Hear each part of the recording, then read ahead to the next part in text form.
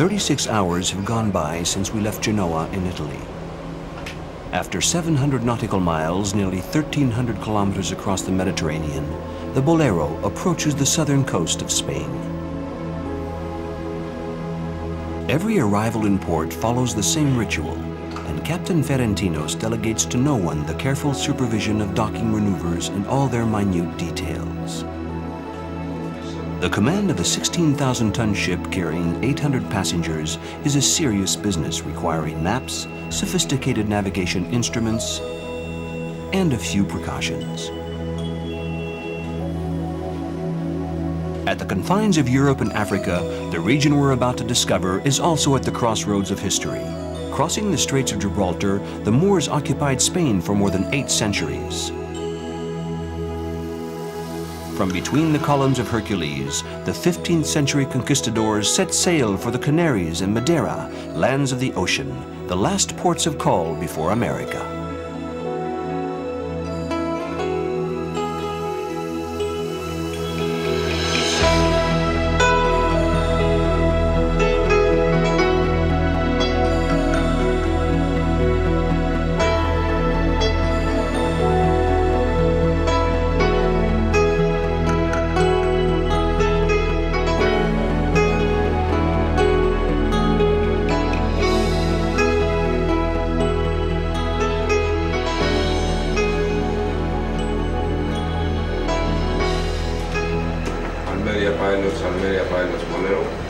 We're approaching Almeria, whose Moorish name means mirror of the sea. Almeria, it is said, was notorious for its pirates, the rivals of those from Algiers. Pursuing their Mediterranean expansion, the Arabs set foot in Gibraltar in 711, defeated the Visigoths, and settled in Spain. Andalusia, literally land of the Vandals, becomes El Andalus, known throughout Europe for its poets, its musicians, and its men of science.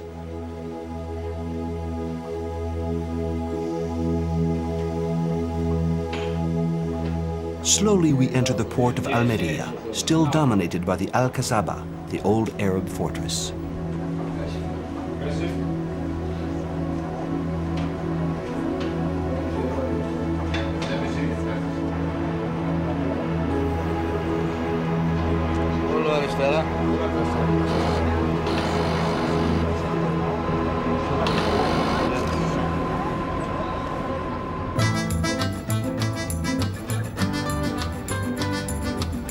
Having left the Boléro, which we'll rejoin later in Malaga, we set out for Granada, along the Sierra Nevada, whose summits are capped with eternal snow.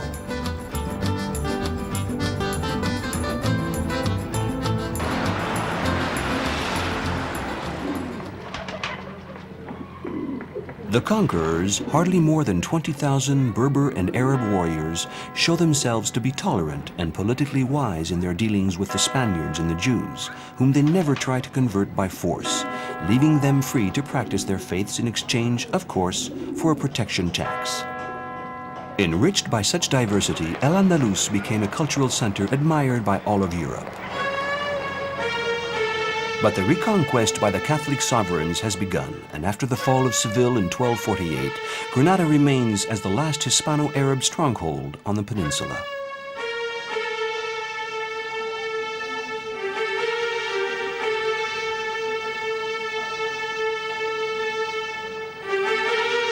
On January 2nd, 1492, after an 8-month siege, the Catholic rulers Isabella of Castile and Ferdinand of Aragon enter Granada. The reconquest terminated, Spain can now turn resolutely toward other horizons. 7 months later, Christopher Columbus, who had been part of the royal entourage entering Granada, discovers America. But a reckless inquisition follows in the wake of the reconquest. The Jews are expelled from Spain, and soon after the Muslims, and so do the Moors, who had been baptized as Christians. The repression finally falls on the Gypsies who, having fled India to escape Mongol persecutions, had settled in Andalusia at the beginning of the 15th century. Thus deprived of its elite, Granada sinks into anonymity.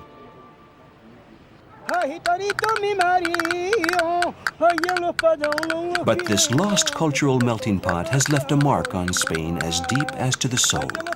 Today, 5 centuries after the fall of Granada, flamenco, both transformed and preserved by the gypsies, still resounds with Arabic tonalities, Sephardic Jewish litanies, and Gregorian chants.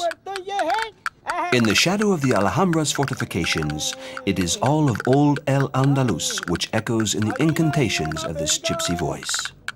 Ay, mi marido me ha pegado, ay, porque quiere que le guise papitas con bacalao.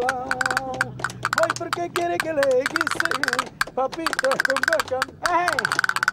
¡Ey! ¡Ey! ¡Ey! ¡Sí! ¡Ale! ¡Ale! ¡Ey! Hidden behind the Alcazaba's high walls, the Alhambra Palace is a masterpiece of Hispano-Moorish art. The Lion's Court, surrounded by an arcade of 124 white marble columns. The central fountain, resting on the backs of 12 lionesses, bears witness to the architect's desire to dramatize water, for which the Moors always had a veritable fascination. Refined decor, sculpted capitals, convoluted arcades and plaster walls finely worked like lace, presenting surahs from the Quran and other sacred writings. Seeing such beauty, the Catholic kings, usually intolerant in matters of religion, put to good use the building talents of Andalusian Arab artists.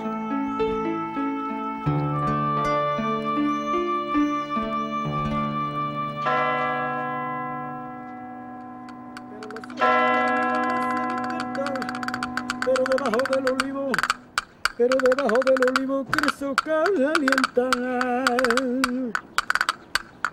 Ay, olé, yo va, cada día que te quiero más, obi, obi, oba, oba, ay, cada día que te quiero más, obi, obi, oba, oba, ay, cada día te quiero más, ay, obi, oba, ay, cada día que te quiero más, obi, obi.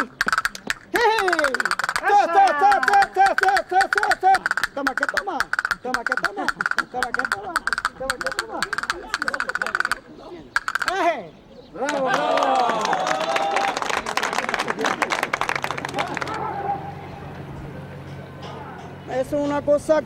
Flamenco. I was born to it. My parents are gypsies. They grew up on the Sacramonte. My grandparents were dancers. And I, of course, would sing. For us, singing, dancing are better than a good meal. Having a good time amongst us gypsies for us is fantastic.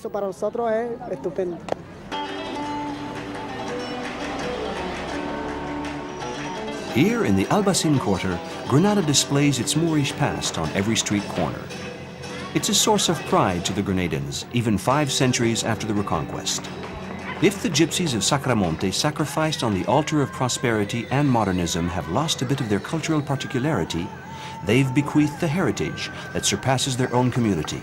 A symbol of freedom and gypsy passion, flamenco has become universal.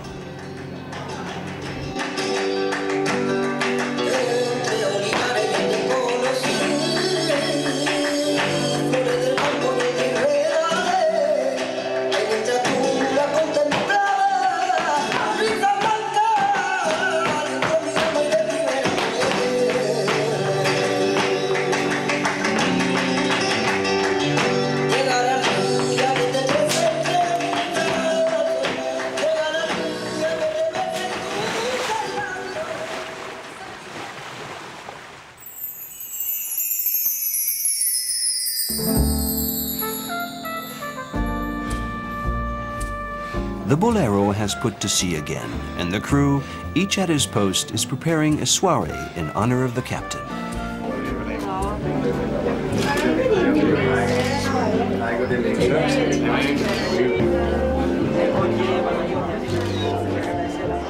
Hello, may I ask you just one question? Yeah. How many ham do you check tonight? 438. It's By 2? No, by 1. Sorry. And what is the part of the business and the part of the pleasure for you in these circumstances? Well, I used to that. I like being with people, of course. I prefer navigating than to shake in hand, of course, but it's a part of the work. Yes. You have to do it with pleasures, of course, the most of the times.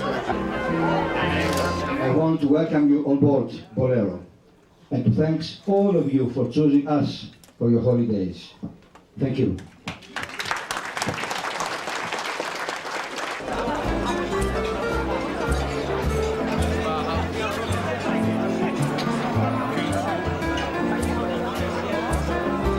While dinner proceeds gaily in the restaurant, on the bridge the duty officer plots the ship's course.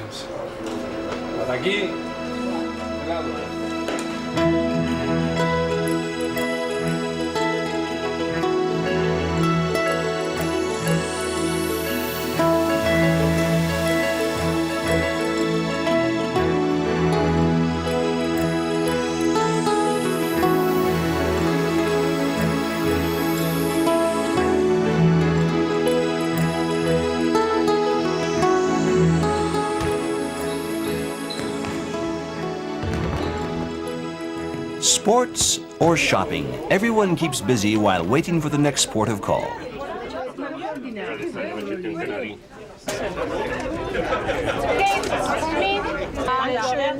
Merci, merci, au revoir.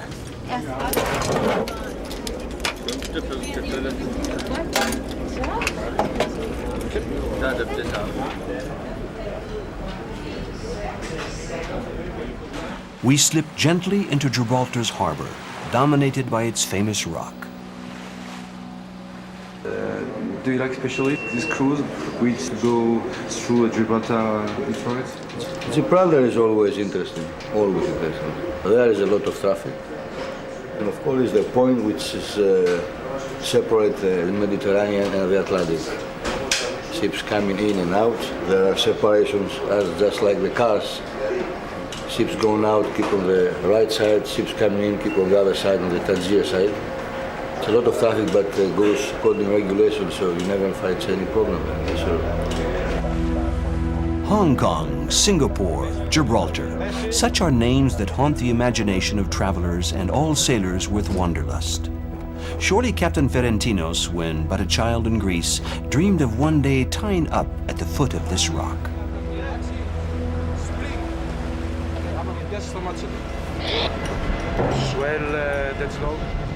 The Union Jack floats upon a gray sky. We're in English territory. Gibraltar has been a crown colony since 1704.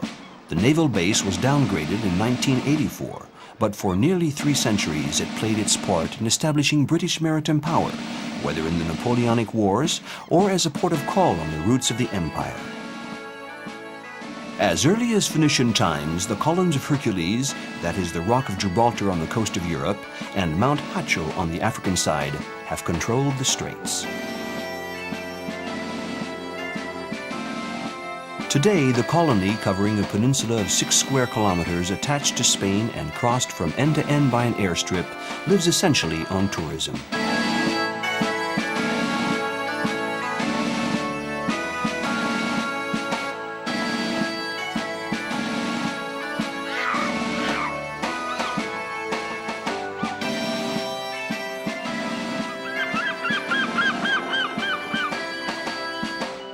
Beside the traditional shopping and sightseeing from atop the rock and its numerous bird species, the star attraction is really the monkeys. Brought over by the Moors in the 9th century, they are so much the colony's mascots that the British Army takes care of them and feeds them in honor of a legend that says that the English will be masters of the rock as long as the monkeys remain.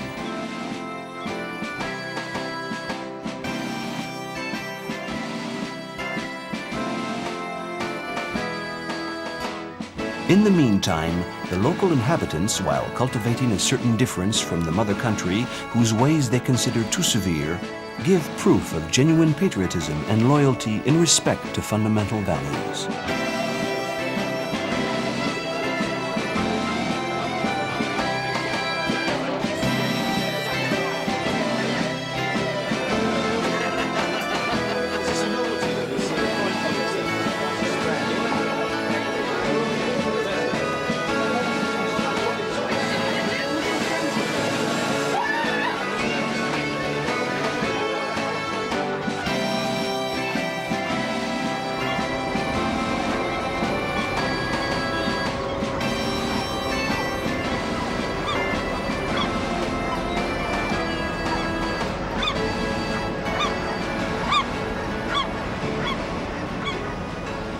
The Boléro raises anchor and leaves Gibraltar behind, a little corner of England set adrift, a speck of dust from an empire between the Atlantic and the Mediterranean.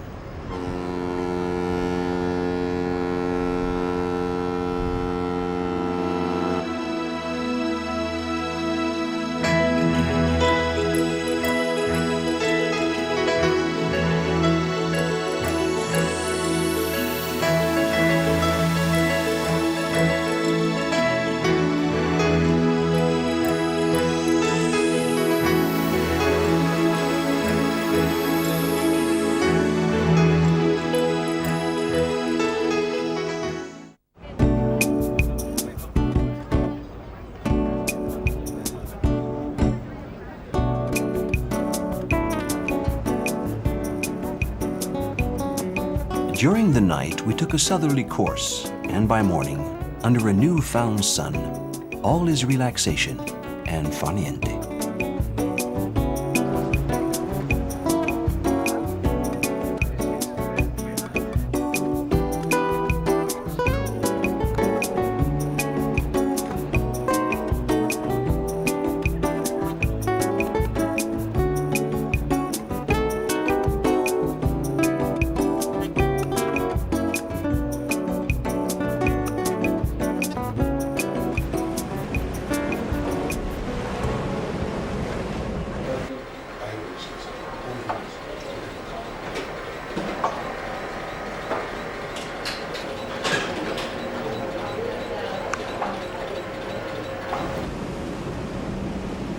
An island lost in the middle of the ocean, with a summit lost in the clouds. This is the vision of Portuguese navigator João Gonçalves Zaco, having set out in this year of 1419 to reconnoiter Morocco. The island is uninhabited.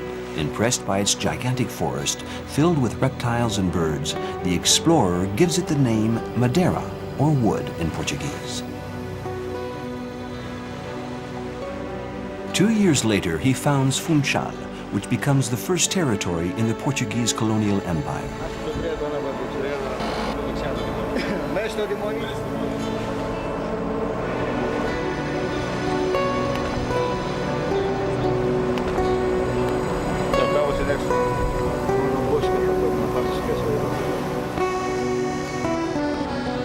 Today, Funchal is a city of 100,000 inhabitants, set into an amphitheater on the slopes of the mountain facing the sea.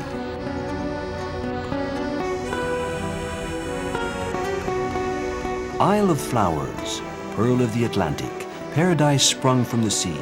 These are Madeira's synonyms of abundance and beauty, which it owes to the richness of its volcanic soil and the softness of its climate. Terraced plantations, cut from the slopes, produce miraculous fruits: bananas, papayas, avocados, passion fruits, custard apples, and mangoes. Madeira is God's orchard, and the Funchal marketplace his church.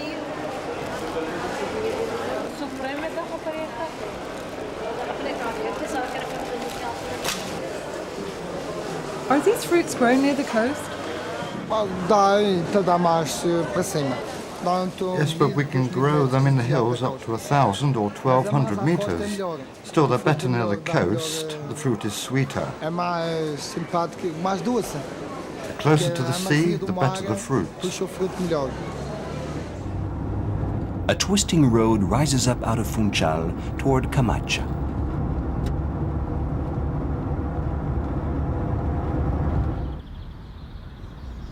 In this peaceful village, the inhabitants are engaged in wicker weaving. After drying in the sun, willow branches are boiled for several hours in water to give them flexibility. This traditional craft is, however, going through difficult times. Bem, a obra de vimos já é uma arte aqui nesta freguesia já há mais de 100 anos. Our craft has existed in this village for more than 100 years. It's passed down from father to son. Today, of course, it's tending to disappear. The young prefer studying. They don't like this kind of work where you're stuck inside with doors closed so the worker won't dry out. The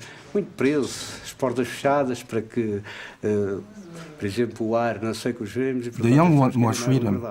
It's too bad, this might all be gone one day.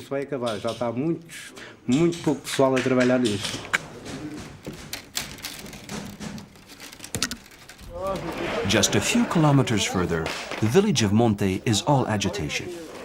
This is a toboggan station, and these gentlemen, elegantly dressed in white, are chauffeurs awaiting clients.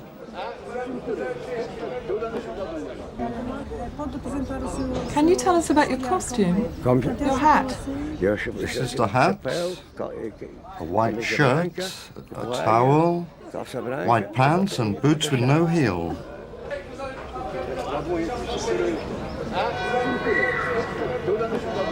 In this mountain island, these wicker sleds with wooden runners were once used to transport farm produce down from the highest terraces.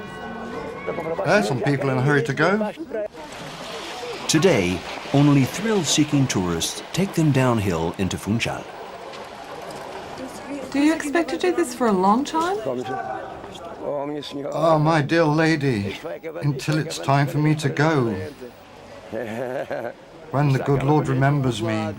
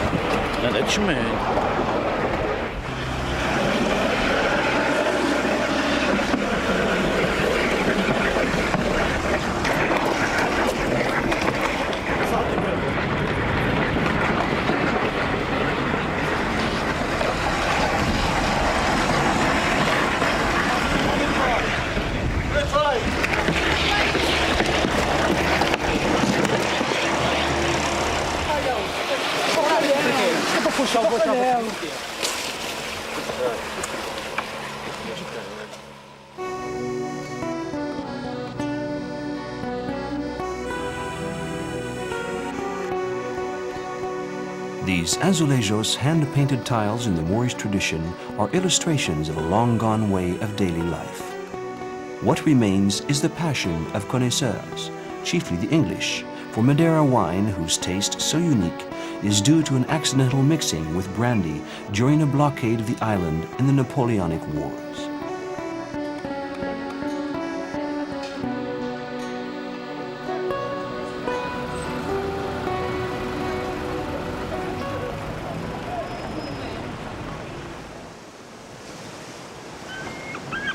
Besides tourism, traditional fishing still holds an important place in the island's economy, fishing for tuna or swordfish that often live 1,000 meters and more underwater. And though rare today, there's still some sperm whale hunting.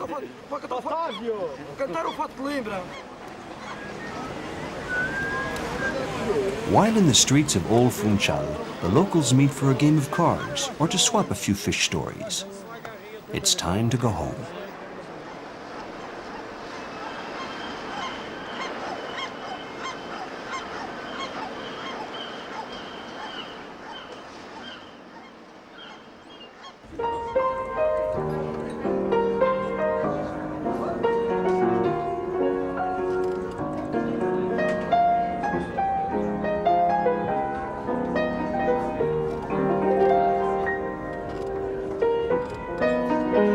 And while already recalling the memory of exciting aromas and exotic flavors, around the piano bar, tales are told of incredible, dizzying sled rides.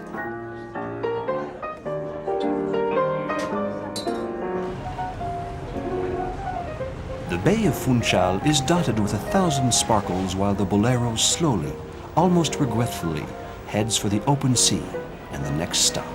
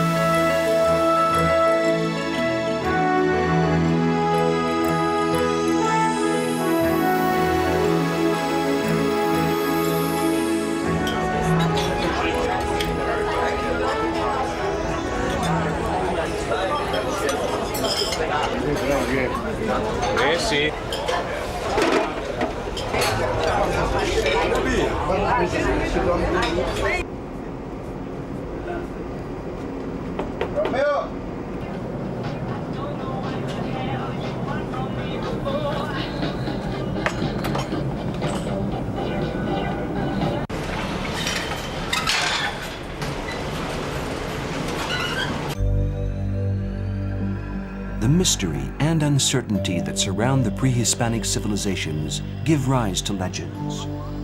Were the Guanches, who lived in the Canary Islands when the conquistadors arrived, the descendants of the people of Atlantis? The conquest of Tenerife in 1494 resembles in many ways that of the New World.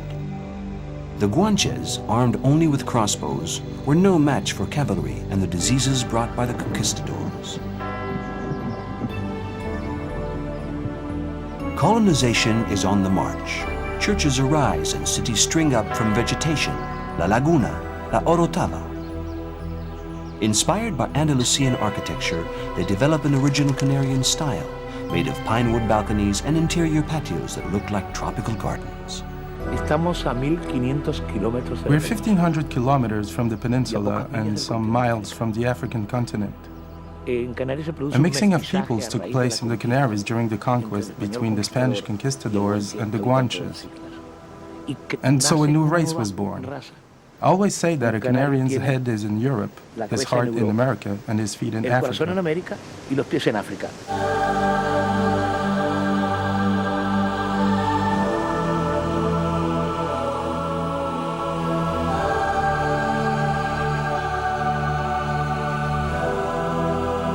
A variety of different landscapes can be found from sea level to the foot of snow-capped Teide. Tenerife is a veritable continent. Banana groves extend to the beachfront. Like sugarcane and the vineyards before, bananas made the island prosperous until the crisis at the beginning of the 20th century and the coming of tourism.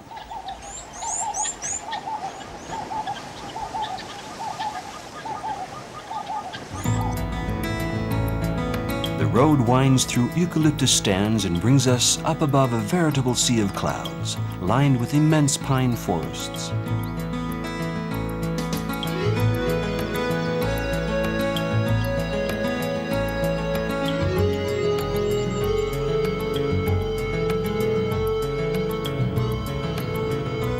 Along a path of ridges that lead to the Teide Natural Park, we cross a great forest of Canary pines. These trees are not only used for their wood, from which furniture is made, but their pine needles are also gathered, which after drying are spread on agricultural land to preserve moisture.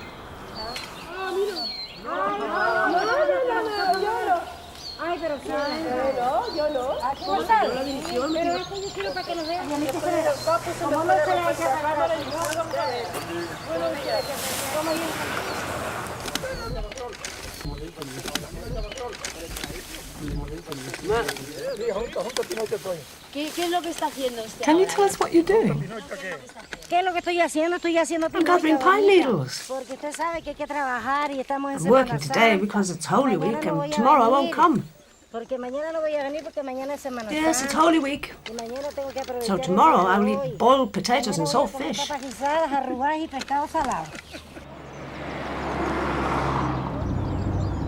Continuing our climb through now sparse vegetation, we arrive upon an astonishing abstract form in white, the Astronomy Observatory.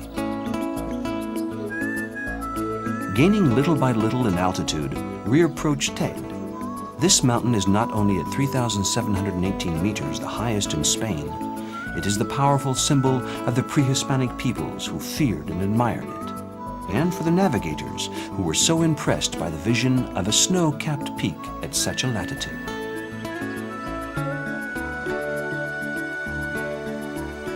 But the perfect conical shape of the mountain hides a dormant volcano that was awakened 3 times in past centuries, not to forget the eruption of 1909. Traces of this intense telluric activity abound, and the Teide Natural Park is an immense open-air museum where nature's masterpieces are exposed at every turn in the road. Lava flows of colored strata. strange rocks eroded by the wind.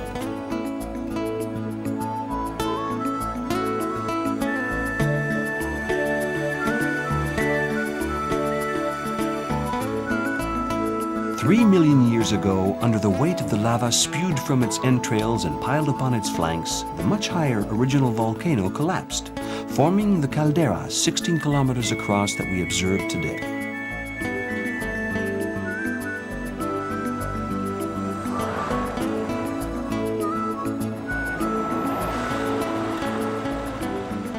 Here, in this ancient volcanic circle, came the Guanches, to pasture their herds and also to bury in its grottos their mummified dead.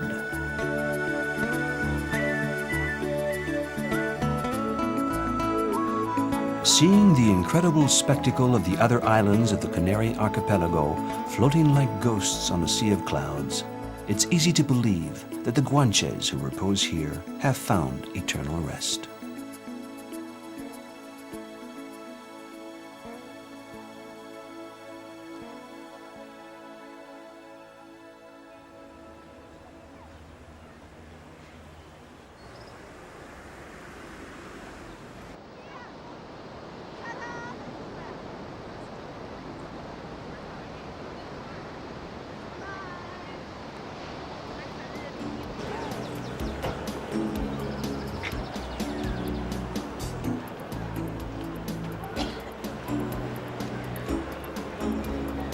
Having redescended to the level of simple mortals and that of the sea as well, we enjoy the last rays of sunshine on a black sand beach. The volcano's never very far, at one of Tenerife's many beach resorts.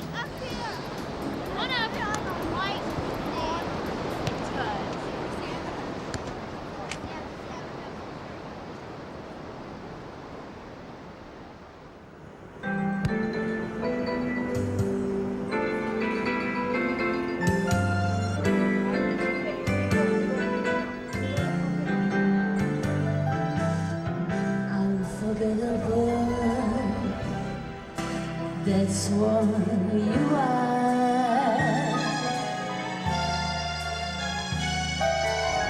With each one lost in private thought, we bid farewell to Santa Cruz de Tenerife.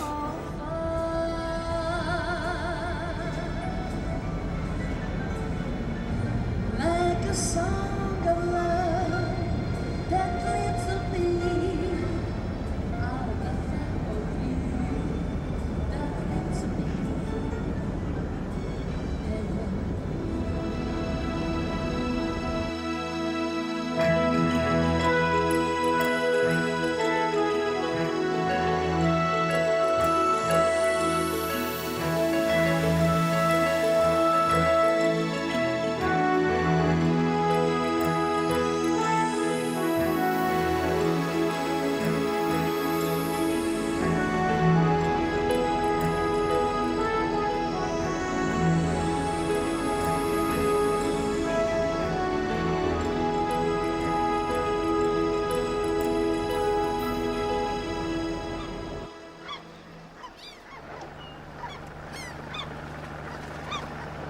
All is calm in Lanzarote this morning.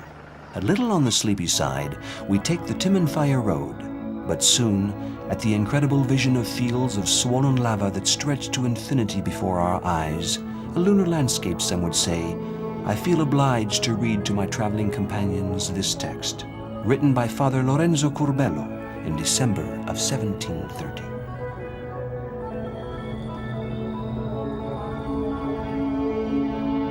On the first day of December 1730, between 9 and 10 o'clock in the evening, suddenly the earth is torn apart. Near Timanfaya, a gigantic mountain surges from the bowels of the earth. Flames leap and burn for 9 days without interruption. Furious flows of lava cover whole villages, at first swift as water, then thick and heavy like honey. 16th of December. The lava has unexpectedly changed direction and is flowing to the sea, but now to the southwest, burning in its passage the village of Chupadero and devastating the fertile plain of Uga. And there it stops and cools.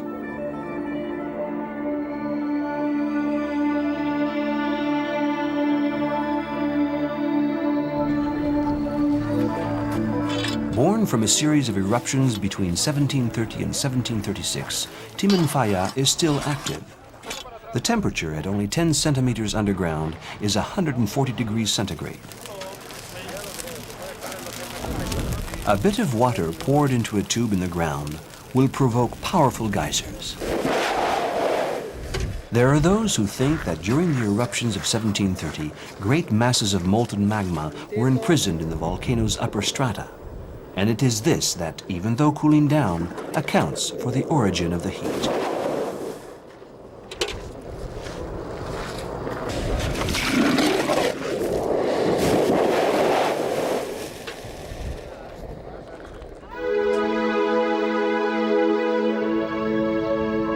A few kilometers away, on the north coast, a microclimate has transformed this part of the island into a verdant zone. And in spite of the fog that covers the village of Haria, we can't help but see the influence of Africa on these white houses set among palm trees.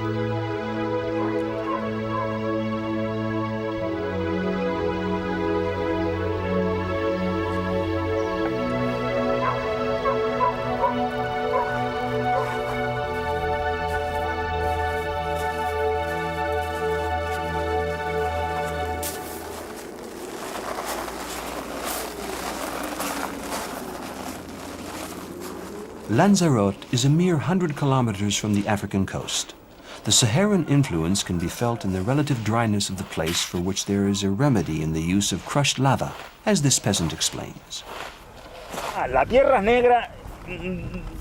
soil isn't black really. The real soil is underneath.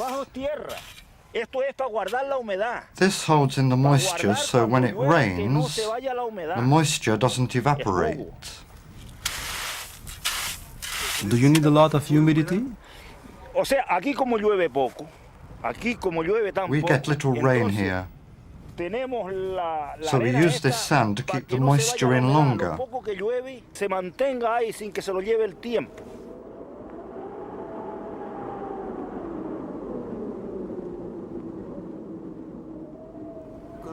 Do you know Manrique?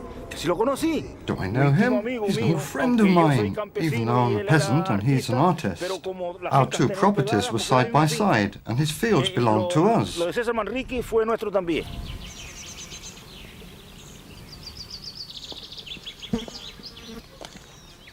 Where are we? In the cactus garden, which is Cesar Manrique's last work. Why did he create this? What he wanted was to make a garden museum dedicated to the cactus and displaying all the varieties that come from the island.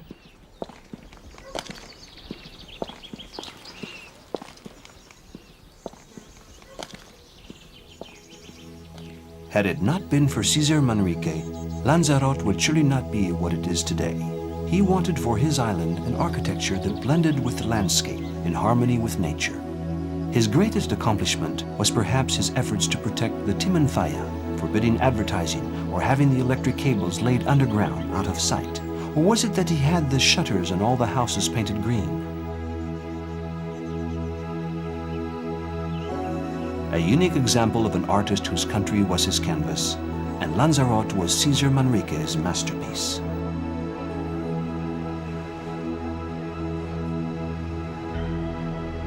We take leave of Lanzarote and the Canary Islands, heading north, Morocco bound.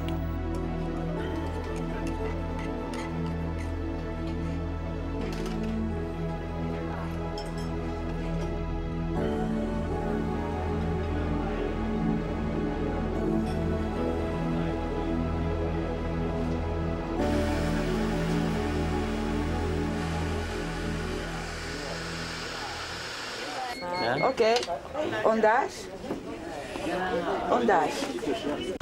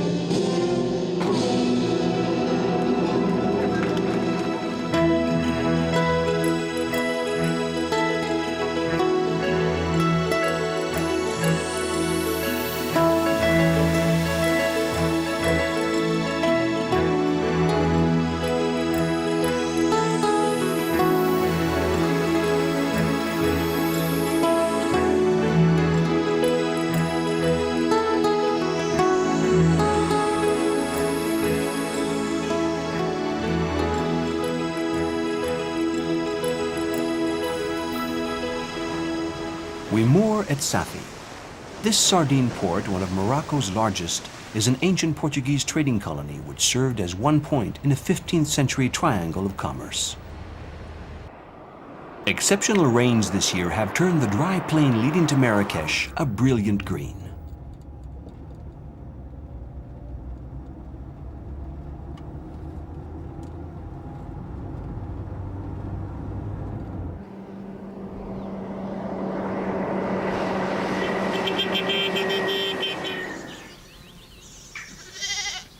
Truck traffic linking the coast to Marrakesh Road seemed not to trouble in the slightest the nonchalance of this young shepherd tending his flock, as if the road is but a mirage, soon to fade before a vision borrowed from eternity.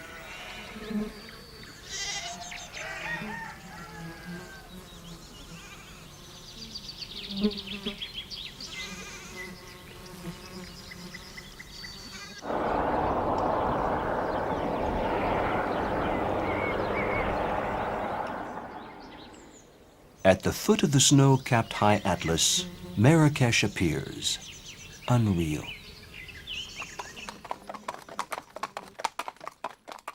We'll go along the fortifications. The ramparts.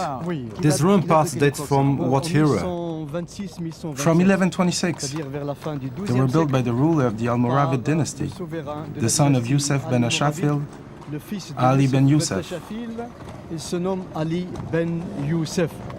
There are 19 kilometers of ramparts. Behind the ramparts is the Medina, the old city. These ramparts were built as protection against an attack by warriors. There was nothing behind them at the time, only tents. Then, dynasty after dynasty, they began building beautiful things.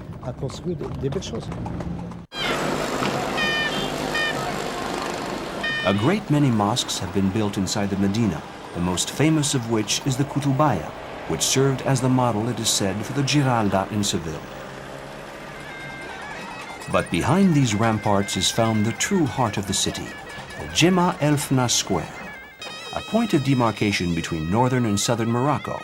The Jema El Fna is a meeting place of peasants, of merchants, and onlookers, come from everywhere in the world. In this permanent street theater, we stop where we like, here to watch a snake charmer, or further on, to listen to a storyteller.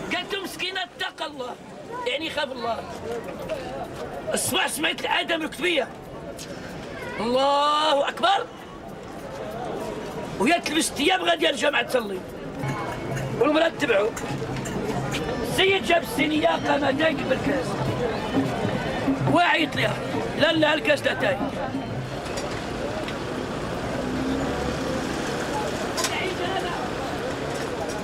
Far from the noise of the square stands the Baya Palace, named for the favorite concubine of the vizier who had it built. A veritable labyrinth built on several acres in the heart of Marrakesh, the palace encloses treasures of decoration. Cedar ceilings painted and illustrated. A grand marble courtyard surrounded by an arcade of slender columns.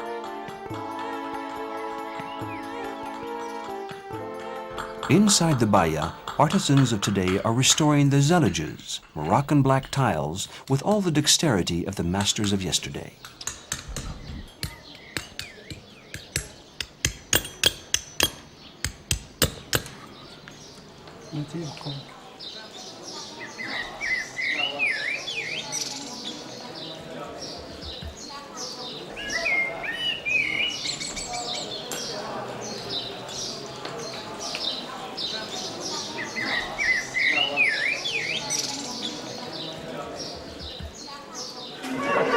The only way to penetrate the secret character of Marrakesh is to wander through the maze of streets and alleys that compose the souks, the covered markets. In the Smarine Quarter, bolts of traditional cloth, of silks, of muslin, vie with one another as with brocades and caftans for space in the shop fronts. Back outside, we come upon a place that was once a slave market. Today, on one side, little apothecary shops dispense traditional remedies. while across the way, spice merchants perfume the air with rose buttons, with cumin and ginger, cinnamon and coriander, and saffron. And these they blend on demand for the dish you intend to cook.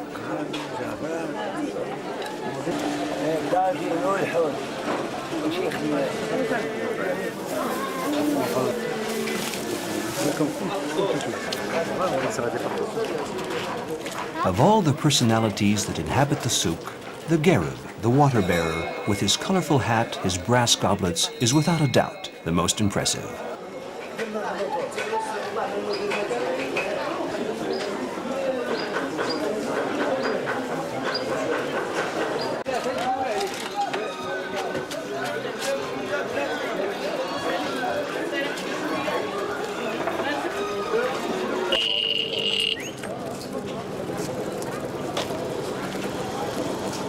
Following another alley, passing through another door, we enter the ironworkers' souk. And then the brassworkers' souk, where, with a constant pounding of hammers, they make cauldrons, ashtrays, and lanterns. Further still, we enter the blacksmith's souk.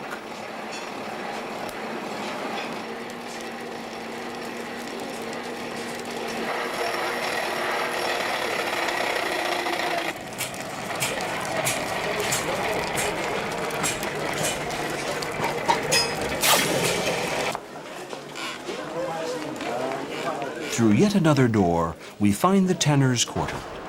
Here, following an immutable ritual, sheepskins are passed from trough to trough to be tanned in the ancient way.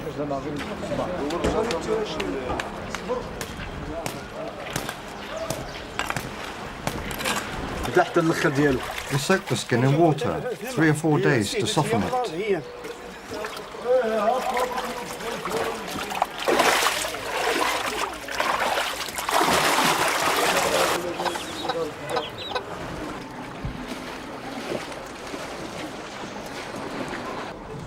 Pigeon dung to render the skins more supple, or baths of grain husks to whiten them. Each tanner jealously preserves his secret methods.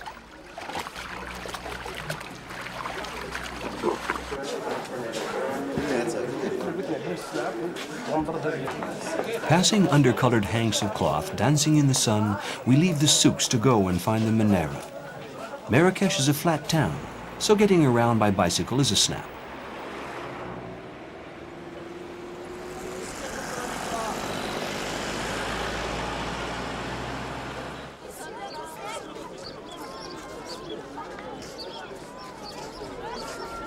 Today is a day off, so the Marrakechis get together with their families in the gardens of the Menara, in the center of which is a great pond, dating from the 12th century.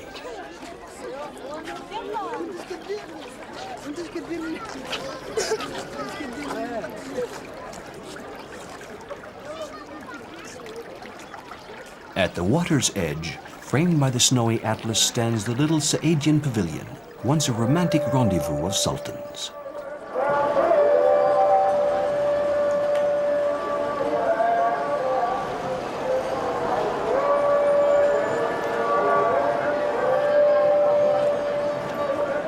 While the muezzin calls the faithful to prayer, in the Jama' el-Fna square, the show goes on with increased energy.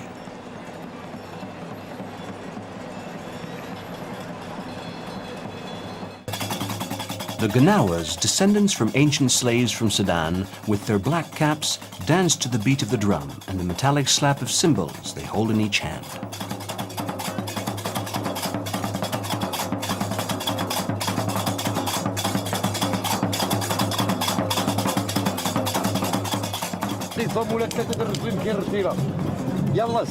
The onlookers press forward, more numerous than before, and form tight circles around each performance.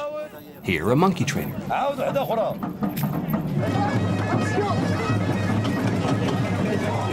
Further on, acrobats.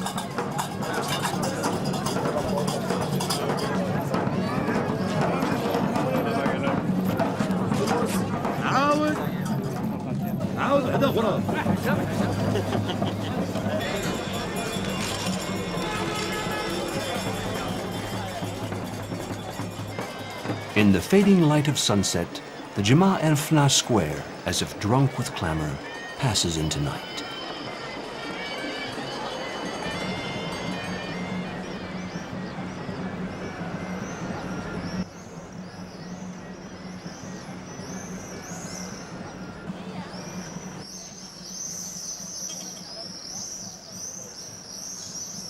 A little oasis that became the capital of a kingdom whose borders stretched as far as Granada, Marrakesh remains a city strange and spellbinding, holding inside her all the combined mysteries of the desert and the high Atlas.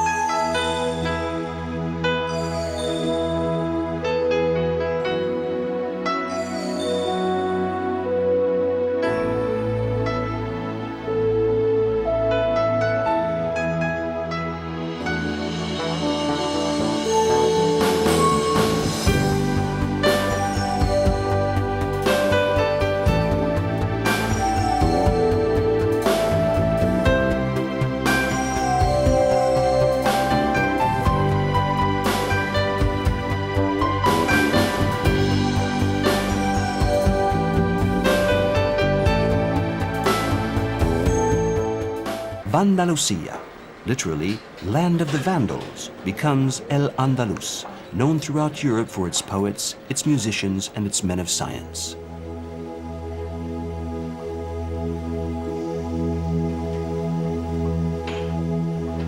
Slowly we enter the port of Almeria, still dominated by the Alcazaba, the old Arab fortress.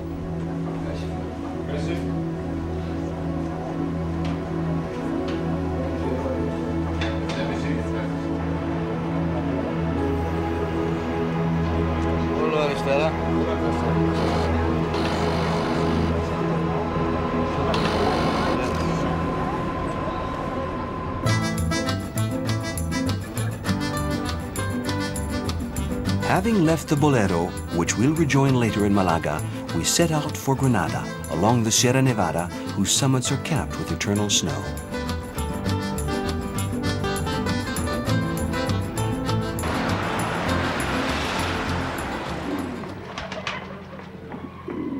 The conquerors hardly moved. From between the columns of Hercules, the 15th century conquistadors set sail for the Canaries and Madeira, lands of the ocean, the last ports of call before America.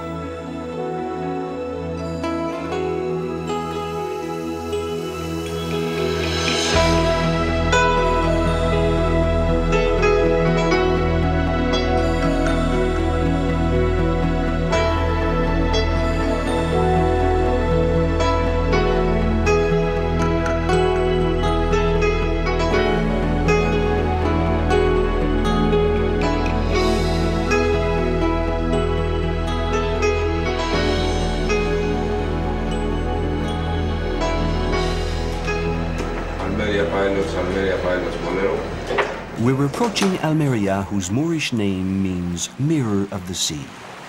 Almeria, it is said, was notorious for its pirates, the rivals of those from Algiers. Pursuing their Mediterranean expansion, the Arabs set foot in Gibraltar in 711, defeated the Visigoths, and settled in Spain. More than 20,000 Berber and Arab warriors show themselves to be tolerant and politically wise in their dealings with the Spaniards and the Jews, whom they never try to convert by force, leaving them free to practice their faiths in exchange, of course, for a protection tax. Enriched by such diversity, El Andalus became a cultural center admired by all of Europe. But the reconquest by the Catholic sovereigns has begun, and after the fall of Seville in 1248, Granada remains as the last Hispano-Arab stronghold on the peninsula.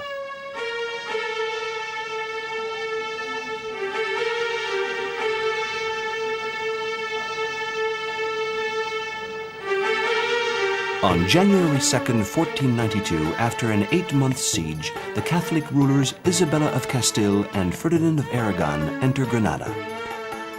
The reconquest terminated, Spain can now turn resolutely toward other horizons. 7 months later, Christopher Columbus, who had been part of the royal entourage entering Granada, discovers America.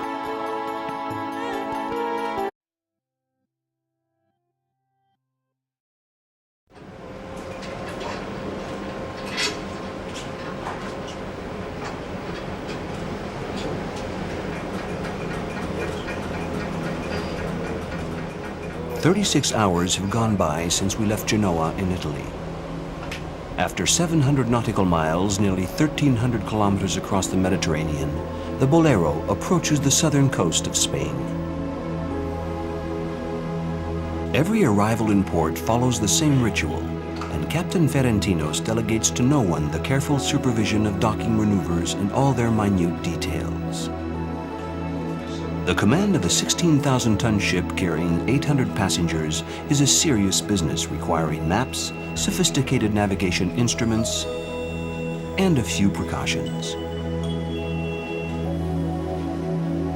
At the confines of Europe and Africa, the region we're about to discover is also at the crossroads of history. Crossing the Straits of Gibraltar, the Moors occupied Spain for more than 8 centuries.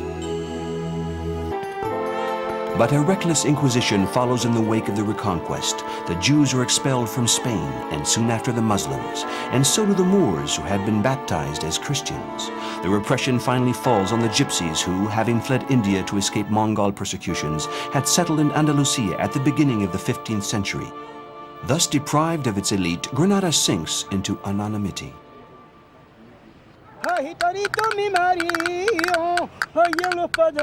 But this lost cultural melting pot has left a mark on Spain as deep as to the soul. Today, 5 centuries after the fall of Granada, flamenco, both transformed and preserved by the Gypsies, still resounds with Arabic tonalities, Sephardic Jewish litanies, and Gregorian chants. In the shadow of the Alhambra's fortifications, it is all of old El Andalus which echoes in the incantations of this gypsy voice. Ay, mi marido me ha pegado, ay, porque quiere que le guise papitas con bacalao, ay, porque quiere que le guise.